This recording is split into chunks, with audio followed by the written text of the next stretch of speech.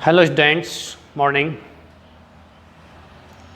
Class 9th, your topic is on progress, that is letter writing. There are some rules. How do we write a formal letter? एक formal letter किस प्रकार से लिखा जाता है, यहाँ ये कुछ नियम दिए गए हैं। मैं कुछ आपको बता चुका हूँ।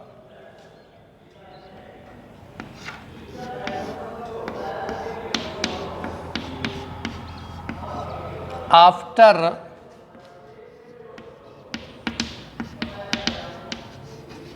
Writing place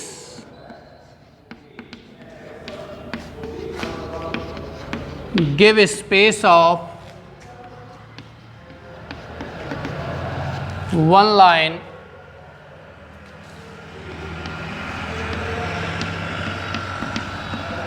then write the subject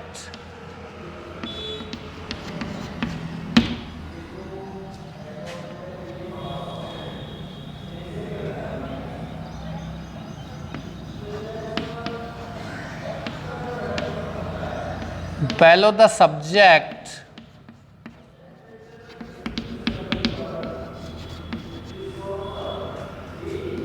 giving a space of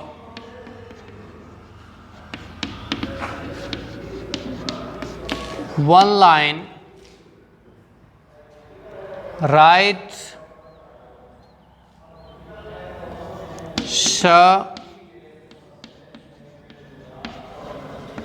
madam.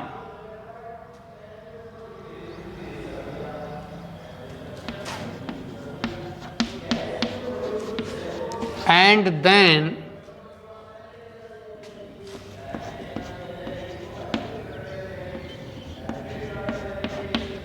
I want to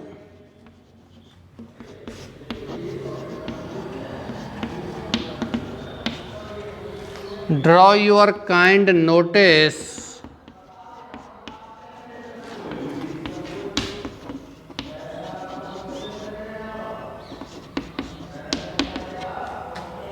towards my this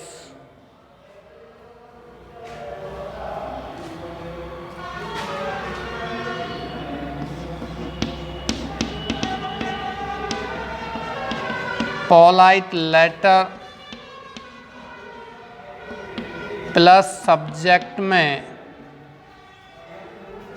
जो दिया गया है उसे लिखते हैं। You have to write the words that are given in the subject.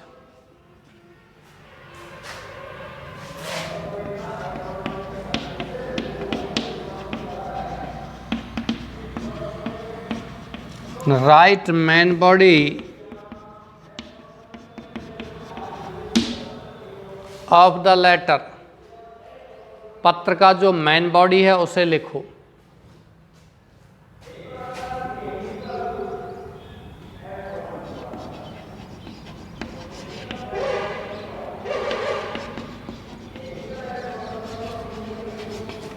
Change paragraph and write show. Therefore, I request you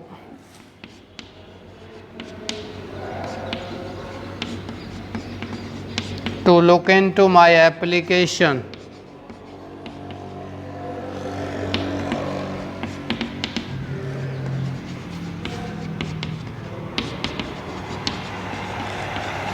And do the needful as soon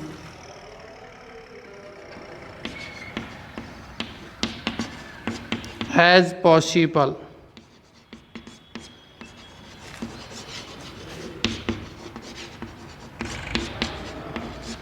I shall be or I will be grateful to you.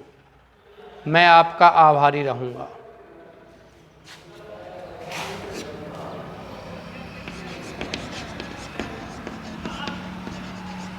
After completion the letter, पत्र पूरा होने के बाद right लिखो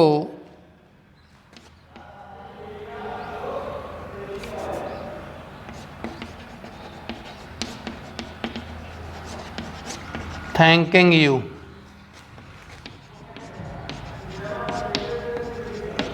and below it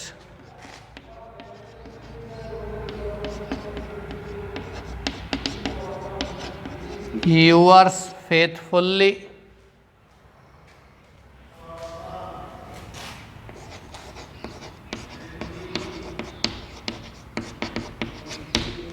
और obediently।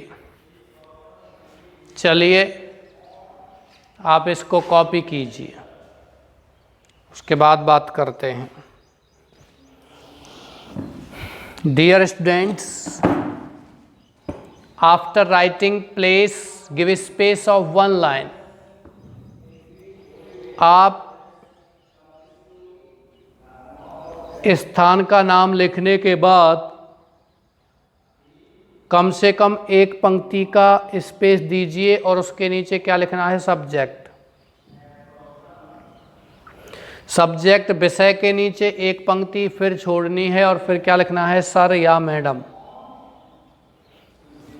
और sir या madam के बाद I want to draw your kind notice towards my this polite letter या माई दिस लेटर या माई दिस एप्लीकेशन, और जो सब्जेक्ट में दिया हुआ उसको वैसा का वैसा ही लिख देते हैं।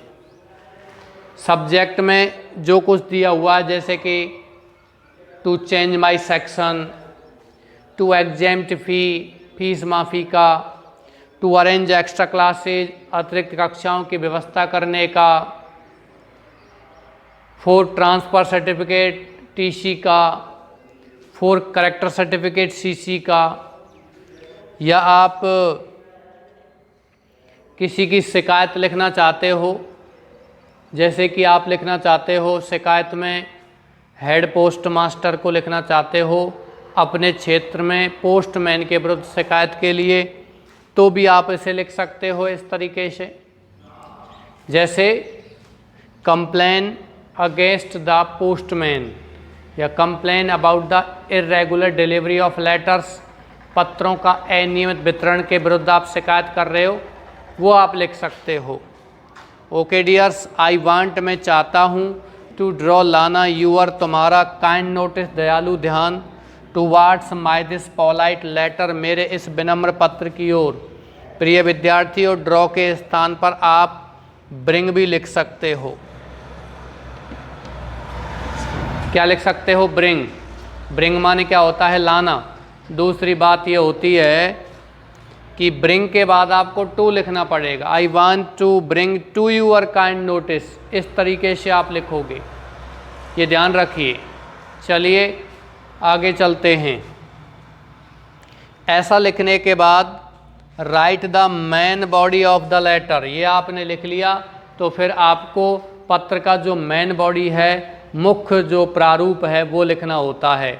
जैसे कि आप फीस माफ़ी का लिख रहे हो, एग्जेम्प्ट फ़ी का लिख रहे हो, तो आप फीस माफ़ क्यों कराना चाहते हो, वो सारे रीजन्स, वो सारे कारण मेन बॉडी में लिखने होते हैं। आप फीस माफ़ी का नहीं लिख रहे हो, आप मान के चलिए एक्स्ट्रा क्लास की व्यवस्था कराने लिख रहे हो, arrange extra classes, then why do you want to arrange extra classes, क्यों आप व्यवस्था करना चाहते हो एक्स्ट्रा क्लास की, वो सब रीजन्स आपको कहाँ लिखने हैं? मेन बॉडी में लिखने हैं। ओके डियर्स, टीसी का लिख रहे हो आप, ट्रांसफ़र सर्टिफिकेट का लिख रहे हो सब्जेक्ट में, तो आप क्यों अपनी टीसी चाहते हो, क्या कारण है, क्या रीजन्स हैं, वो रीजन्स आपको कहाँ लिखने हैं? मेन बॉडी में लिखने हैं। पत्र का जो मुख्य प्रारूप होता है उसमें आपको ये रीजन्स लिखने होते हैं। ओके डियर्स, चलिए आगे फिर लिखते हैं चेंज पैराग्राफ, यानी कि मेन बॉडी लिखने के बाद आप पैरा चेंज करोगे और फिर क्या लिखोगे? सो नहीं तो क्या लिखोगे? देयरफॉर आई रिक्वेस्ट, मैं प्रार्थना करता हूँ, यू तुमसे, to look into my application, मेरे इस एप्लीकेशन में देखो, एंड डू द नीडफुल, और डू करो द नीडफुल माने आवश्यक कार्य, एज सून एज पॉसिबल, जितनी जल्दी जितनी संभव हो। भाई आपको लिखना है, इसलिए मैं तुमसे प्रार्थना करता हूँ कि आप मेरे इस प्रार्थना पत्र की ओर देखो और जितनी जल्दी जितनी संभव हो वो आवश्यक कार्य करो। I will be grateful to you, मैं तुम्हारा आभारी रहूँगा। ओके डियर्स, इसके साथ फिर नीचे आपको थैंकिंग यू, जैसे पूरा हो जाता है आपका पत्र तो उसके नीचे एक पंक्ति छोड़नी है और उसके नीचे क्या लिखना है, थैंकिंग यू, धन्यवाद देते हुए। और फिर उसके नीचे एक पंक्ति छोड़ करके लिखना है यूअर्स फेथफुल्ली, आपका वफादार विश्वासी, या लिखना है यूअर्स ओबीडिएंटली। बच्चों यदि आप इस पत्र को अपने किसी विद्यालय में लिख रहे हो, अपने किसी क्लास टीचर को लिख रहे हो, अपने किसी सब्जेक्ट टीचर को लिख रहे हो, हेडमास्टर को लिख रहे हो, हेडमिस्ट्रेस को लिख रहे हो, प्रिंसिपल को यदि आप पत्र लिख रहे हो तो आप वहाँ क्या लिखोगे, यूअर्स ओबीडिएंटली। और स्कूल के अलावा आप उस विद्यालय के विद्यार्थी नहीं हो, आप कोई और हो और किसी विद्यालय के अलावा किसी और संस्थान को और किसी पोस्ट वाले व्यक्ति को आप पत्र लिख रहे हो तो वहाँ आपको क्या लिखना होगा, यूअर्स फेथफुल्ली। क्या लिखना होगा बच्चों, यूअर्स फेथफुल्ली। चलिए कल इसका मैं आपको पैराग्राफ लिखाऊंगा, अभी आप इसको कॉपी कीजिए, आप इसको उतारिए। मैं आशा करता हूँ कि आपकी समझ में अच्छे से आ गया होगा। आप इसको कॉपी कर लीजिए, उतार लीजिए। ओके डियर्स, कल आपको इसका प्रोफॉर्मा और एक पत्र लिखा दिया जाएगा। प्रोफॉर्मा से ही आपको पता चल जाएगा कि किस प्रकार से हमें ये पत्र लिखना है, किस किस तरीके से कितनी पंक्ति छोड़ते हुए लिखना है, क्या लिखना है। ओके, इसी के साथ आज की क्लास में समाप्त करता हूँ। Thank you.